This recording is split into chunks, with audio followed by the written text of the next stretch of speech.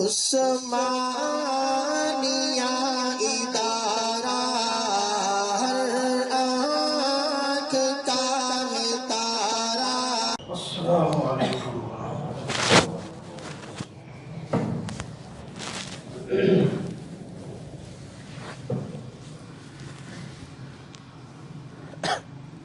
الحمد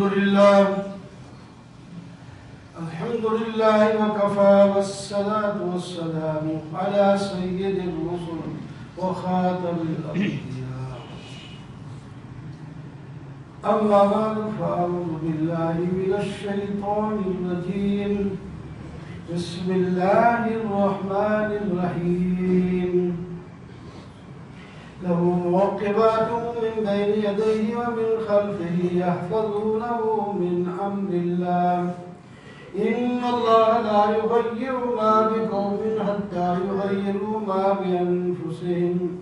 وإذا أراد الله بقوم سوءا فلا مرد له وما لهم من دونه من وال. صدق الله مولانا العظيم. اللهم صل على سيدنا ومولانا محمد وعلى آل سيدنا ومولانا محمد وبارك وسلم. محترم معزز سامعین، بزرگوں، دوستوں اور عزیزوں، سورۃ الرعد کی ایک آیت گزشتہ جمعہ بھی تلاوت کی تھی. اس جمعہ بھی وہی آیت تلاوت کی ہے.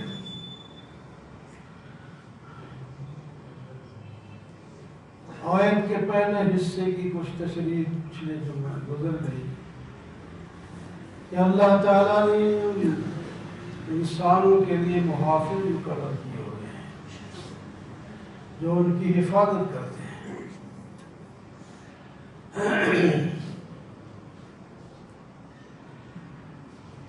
اور اگلا جملہ جو ہے اس میں ہے ان اللہ لا یغیر ما بقوم حتی یغیروا ما بانفسہم. اللہ تعالی کسی قوم کی حالت نہیں بدلتے جب تک کہ وہ خود اپنی حالت نہ بدلیں. زبردستی اللہ تعالی کسی کو پکڑ کر کسی راہ پہ نہیں ڈال دیتے. ایک ہوتا ہے اصول، وہ تو یہدی الیہ من یونیب. اللہ تعالی نے فرمایا جو انابت رکھے، راستے تو دونوں کو ہم نے دکھا دی ہیں، جو انابت رکھے اس کو ہدایت بھی دے دیتے ہیں. جس کو ہدایت دیتے ہیں پھر اس کے بعد اس کو استقامت بھی مل جاتی ہے. جس کو استقامت مل گئی اس کے بعد اس کو رابط القلب ملتا ہے، آخری درجہ. جب دل مطمئن اس کا ہو گیا، اس میں اسے پھر کوئی چیز ہٹا نہیں سکتی. اور باقی اللہ تعالیٰ کسی کو کبھی ایسا بھی کرتے ہیں. کئی واقعات ہیں کہ کسی کو اس کا ارادہ تھا ہی نہیں، لیکن اللہ کی رحمت نے اس کو اپنے گھیرے میں لے کر ہدایت پر چلا دیا. اس کی موٹی مثال حضرت عمر رضی اللہ تعالیٰ عنہ ہے. گھر سے نکلتے ہیں تلوار لے کر نبی کریم صلی اللہ علیہ وسلم کو شہید کرنے کے لیے، لیکن اللہ نے موڑ دیا. وہاں تک جاتے ہوئے دل مڑ گیا، پھر کلمہ پڑھ لیا اور مرید بن گئے اور وزیر بن گئے. اونچا درجہ. نبی علیہ السلام نے دعا بھی تو مانگی تھی نا. نبی علیہ السلام فرماتے ہیں میرے آسمانوں میں دو وزیر ہیں، جبرائیل و میکائیل، اور زمین پر دو وزیر ہیں، ابو بکر اور عمر رضی اللہ تعالیٰ عنہ۔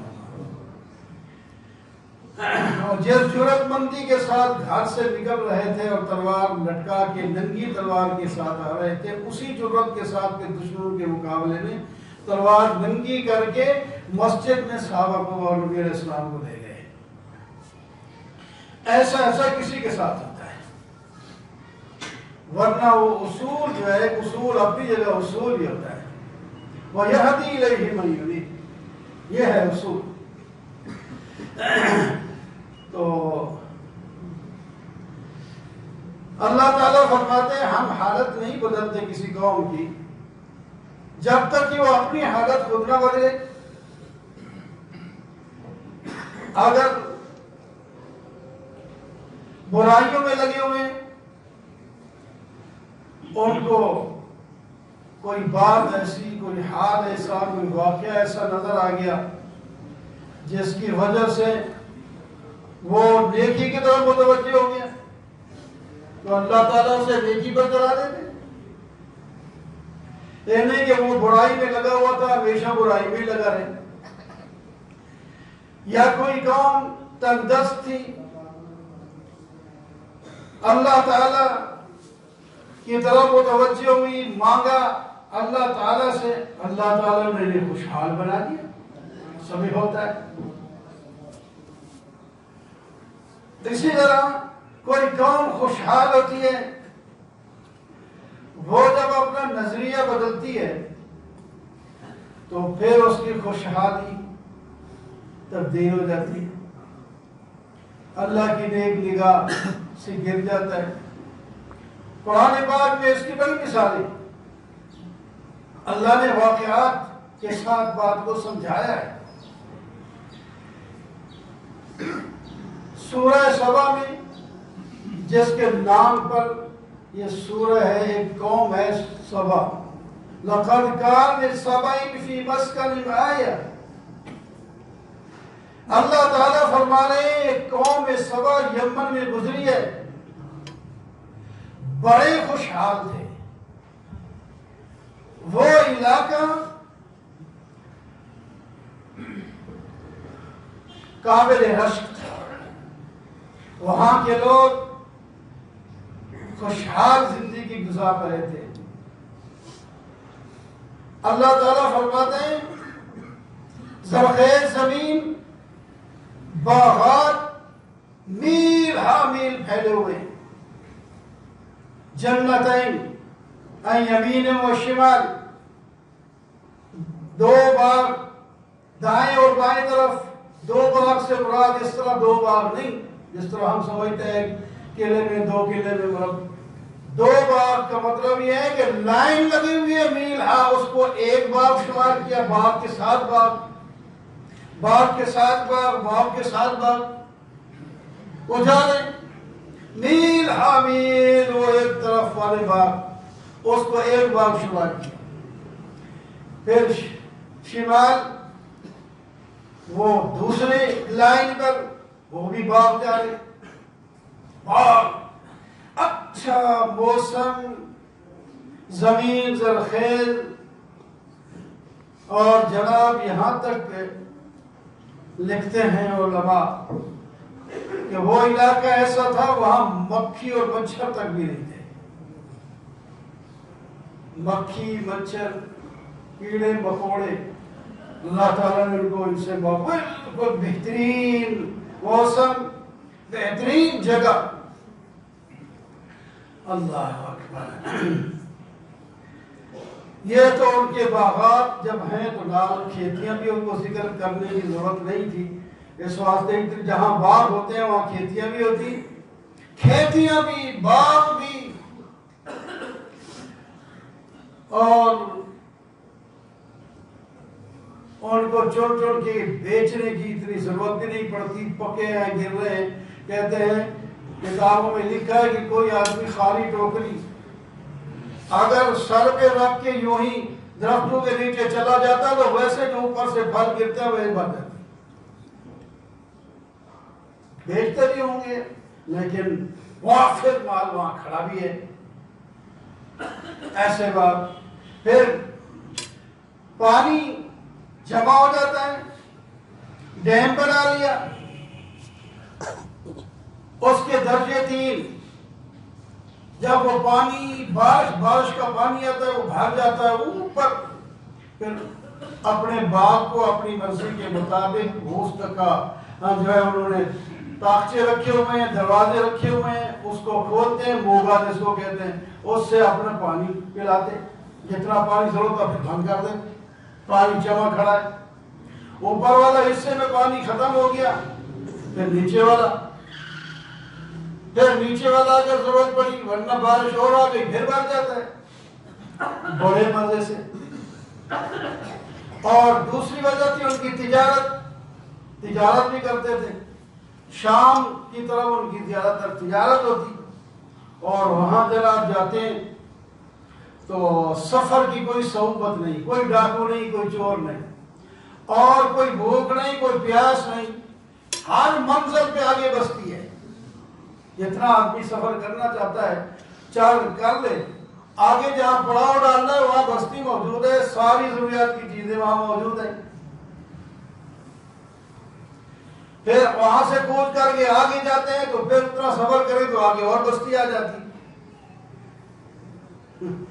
تو یہ حال ہے، مال پھر تجارت کر کے لاتے ہیں، ادھر مال آ رہا ہے، ادھر اپنی آبادیاں، اور جو کچھ ہوتا ہوگا ان 2 چیزوں کا اللہ تعالیٰ نے ذکر فرمایا ہے 22ویں پارے میں۔ لیکن جب ان لوگوں نے نافرمانی شروع کی، اللہ کا شکر نہیں کیا، انہوں نے ہر چیز اپنی طرف منسوب کرنا شروع کر دی، اللہ کی توحید کے منکر ہو گئے، بندہ غرہ ہو جاتا ہے نا۔ اللہ تعالیٰ فرماتا ہے یا ایھا الانسان ما غرک بربک الکریم، اور انسان تجھے کس نے دھوکے میں ڈالا ہے، اپنے کریم رب کی نافرمانی میں ٹل گیا تو، جس نے سب کچھ دیا ہے اس کی نافرمانی کرتا ہے۔ الذی خلقک فسواک، جس نے تجھے پیدا کیا، درست بنایا، تیری تمام ضروریات پوری کرتا ہے، اس کی نافرمانی میں لگا ہوا ہے، اس کے رسول کی نافرمانی کرتا ہے، اس کی بھیجی ہوئی کتاب کی نافرمانی کرتا ہے اور نہیں سمجھتا۔ تو بعض دفعہ مال کے آنے کی وجہ سے آدمی غرہ ہو جاتا ہے، اپنے خدا کو بھول جاتا ہے۔ کچھ لوگ تو زیادہ متوجہ ہو جاتے ہیں کہ یہ اللہ نے دیا، یہ بھی اللہ نے دیا، یہ بھی اللہ نے دیا، ہماری تو کوئی اوقات نہیں، یہ سب کچھ اللہ نے دیا ہے، اس کو ترقی بھی ملتی جاتی ہے۔ اور جو لوگ ان کو اپنی طرف منسوخ کرنا شروع کر دیتے ہیں، پھر اللہ کی قدر ان کے دل سے نکل جاتی ہے، پھر یہاں تک کہ وہ شرک کفر بدعات پہ لگ جاتے ہیں، پھر ذلت آتی ہے۔ تو انہوں نے اپنی حالت بدلی۔ تجارتی بارے میں کہتے ہیں یہ ایک مزہ نہیں آتا سفر کا، سفر ہو، پیاس لگے، بھوک لگے، دور جائیں، یہ تو ادھر جاؤ آگے بستی ہے، آگے بستی ہے، فقالوا ربنا باعث بین اسفارنا، دعا خود کرتے ہیں، فقالوا ربنا باعث بین اسفارنا، اے اللہ ہماری سفروں میں دوری پیدا کر دی تاکہ مزہ ہے سفر کرنے کا۔ کئی لوگوں کو دیکھا کہتے ہیں یار رشتے ہمارے قریب ہو جاتے ہیں، مزہ نہیں آتا، دور سفر کرے، دور کراچی جائے، لاہور جائے، پنڈی جائے، پتہ تو لگے نا، ایک آدھ سفر میں ٹھیک ہو جاتے ہیں کہ کیا کچھ لگتا ہے، کتنا وقت لگتا ہے، کتنا پیسہ لگتا ہے، پھر کہتے ہیں یار وہ تو بڑی موج تھی، قریب رشتے تھے، تو پہلے دل کرتا ہے یار مزہ نہیں آتا، ادھر ہی کھڑے ہیں، نہ سیر نہ دینی نہ لینی، وہ کوئی رشتہ اتفاق سے دور ہو جائے تو پھر روتے ہیں یار یہ کیا مصیبت پڑ گئی، یہ تو اتنے پیسے ہوں گے نہیں جائیں گے، اپنے کم سارے چھوڑے، تو وہ بھی کہنا تو یہ کیا ہوا کہ بھائی کیا سفر کا مزہ نہیں آتا۔ پھر وہ ٹائم آ گیا جب انہوں نے نافرمانی کی، لَقَدْ كَانَ لِسَبْعٍ فِي مَسْكَنِهِمْ آيَةٌ جَنَّتَانِ عَنْ يَمِينٍ وَشِمَالٍ كُلُوا مِن رِزْقِ رَبِّكُمْ وَاشْكُرُوا لَهُ بَلْدَةٌ طَيِّبَةٌ وَرَبٌّ غَفُورٌ۔ یہ عمدہ جگہ ہے، رب غفور ہے، اور باغات تمہارے پاس ہیں، مال تمہارا پاس ہے، وشکروا، اس کا شکر کرو۔ لیکن جب انہوں نے نافرمانی شروع کی، وَبَدَّلْنَاهُمْ بِجَنَّتَيْهِمْ جَنَّتَيْنِ ذَوَاتَيْ أُكُلٍ خَمْطٍ وَعَسْلٍ وَشَيْءٍ مِّن سِدْرٍ قَلِيلٍ، پھر وہ سارے باغ ختم، وہ ڈیم ٹوٹا، کیسے ٹوٹا؟ جب اللہ تعالیٰ بس ناراض ہو جائیں تو چوہوں نے کاٹ کے اور سوراخ کر کے کاٹ دیا۔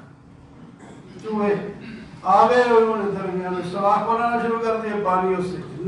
انہوں نے اس کو قابو کرنے کے لیے بلیاں پالی تاکہ یہ چوہے مارے۔ وہ بلیاں چوہوں سے گھر سے آئی تھی، وہ اللہ کی طرف سے پیدا کردہ، ان پر عذاب کے لیے تو آئے تھے، بلی کیا کر سکتی ہے اس کا؟ تو اس طرح ان کے باندھ ٹوٹ گئے اور پانی سارا باغ میں چلا گیا۔ کچھ لوگ پہلے ہی ان کے یعنی اچھے کچھ لوگ تھے، وہ نکل گئے تھے، اور سارے یکدم بندے کافر اور ناشکرے نہیں ہو جاتے، اچھے بھی ہوتے ہیں۔ جب حالات دیکھے تو یہ تو کام خراب ہو گیا، وہاں سے نکل گئے، جو وہاں رہے تو اس طرح ہو گیا۔ تو بہرحال اور سفر بھی ان کا دور ہو گیا۔ تو بات تو لمبی ہے اس کی تفصیل میں، لیکن ہمیں صرف حوالہ میں نے دینا تھا کہ قوم سبا اتنی خوشحال تھی، انہوں نے ناشکری کی، اللہ کی توحید کا انکار کیا، تو وہی قوم سبا بھیک منگی ہو گئی اور ان کے پاس کچھ نہیں رہا۔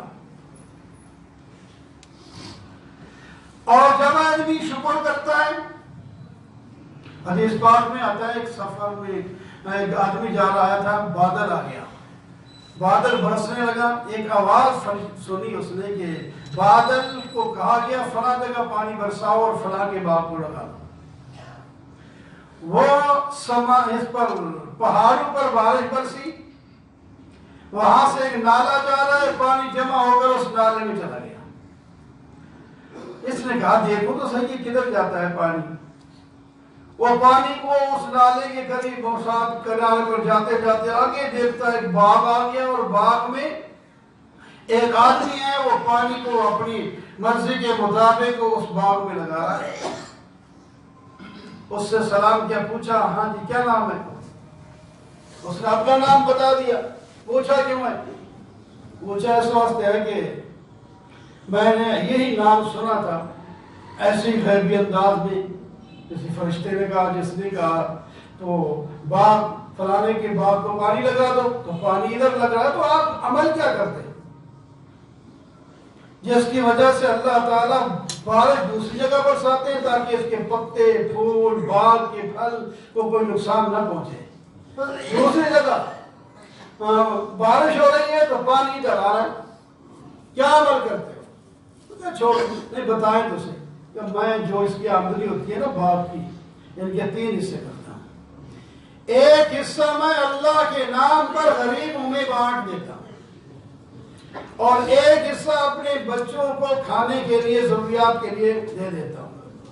تیسرا حصہ اپنے پاس رکھ کے ضرورت باغ کی ضروریات کو پورا کرتا ہوں۔ کہ یہی وجہ، تیسرا حصہ وہ دے رہے ہیں، گھر کا خرچہ بھی چل اور باغ میں برکت دی جا رہی۔ اور پھر ایک اور واقعہ، بہرحال یہ سمجھنے والوں کے لیے کتنا کافی ہے کہ جو آدمی شکر کرتا ہے اللہ تعالیٰ مزید بڑھا دیتے ہیں، جو ناشکر اس کی حالت بدل جاتی ہے۔ ہمیں چاہیے کہ ہم اپنی حالت کو بدلیں۔ ہماری جو تنزل کی حالت، کمزوری، ایمان کی کمزوری، عمل کی کمزوری کی حالت ہے، اس کو ذرا اچھا کریں، اپنے عقیدے درست کریں، اپنے عمل درست کریں، اپنے اخلاق درست کریں، انشاءاللہ اللہ تعالیٰ کی رحمت آئے گی۔ عثمانیہ